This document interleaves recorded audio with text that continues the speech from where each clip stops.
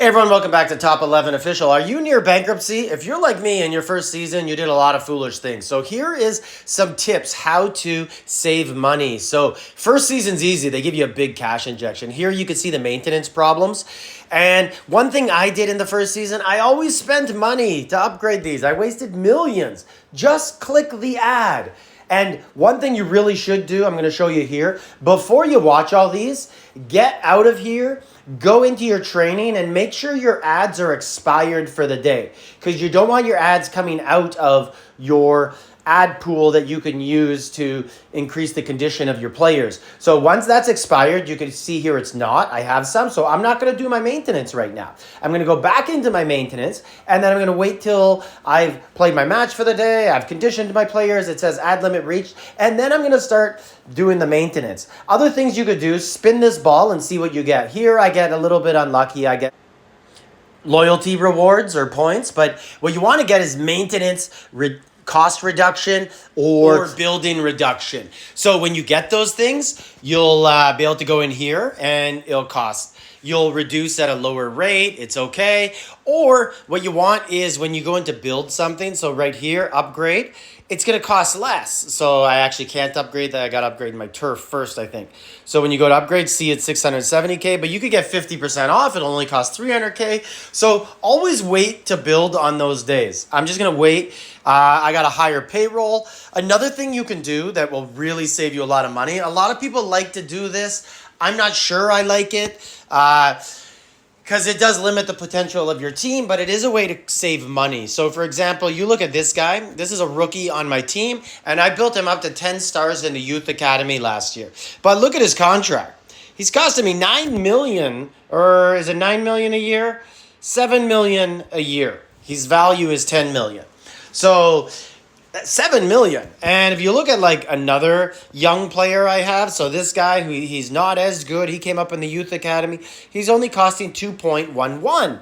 So what some people like to do is they don't like to develop youth players. They just bring them on, they sign them on a very low wage, and then what they focus on is they focus on the pro level player academy coaches, and they coach them up this way and improve them.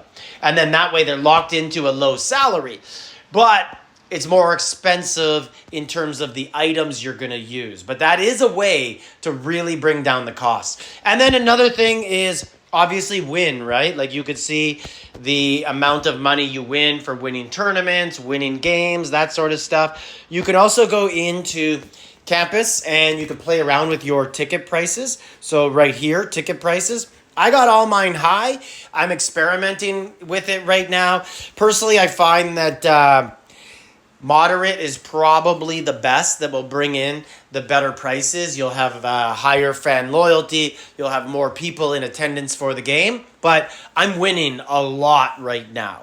So that's helping me fill my stadium. Now, if I was to start losing, I'd have to start lowering the prices because that does affect the fans that will attend. You could click here and look at fan club and see. And then, of course, other ways that you can change the value, the money that's coming in is by increasing things that bring in money. So if you look at Food Zone, this one's bringing in 12 an hour.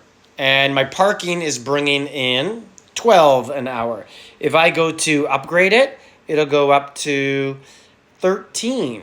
So it'll go up a little bit. And then I think that's it that brings in money. Other things bring in other things that are important, but we're dealing with money here.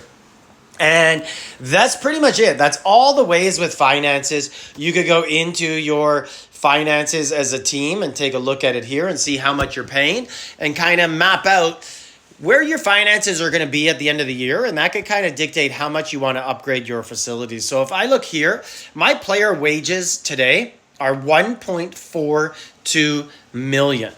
And that's my only expenses for the day because I haven't spent on anything else. And my revenue for the day is only $910K. So I'm losing $500,000 a day. Now, that's not completely accurate because I'm bringing in other money from sponsorships that come at the end of the year. I'm getting bonus money from winning games. I'm getting bonus money from winning tournaments, daily logins, things like that. It all helps. But what I can look at is I have almost $12 million, 30-day season. If I continue to lose $500,000 a day, I'm going to go bankrupt. So I got to find ways to penny pinch and make that not happen. You can also sell players. So when you go into your squad, you can look and do I really have to carry this many guys? I could click on him, go to contract, and sell. And I will get instantly $570,000. That's pretty good. Or I could sell him at an auction, set a price, and hope he goes higher. Now, it has a value for him, but look at this value that it gives him that I should sell at the auction. Set starting price, $600K. Market value, $1.1 million.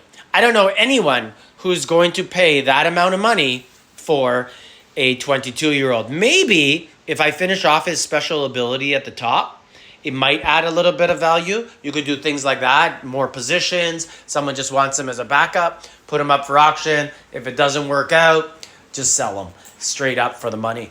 Let me know any other things in the any other ways to save money in the comments, and subscribe, leave a comment.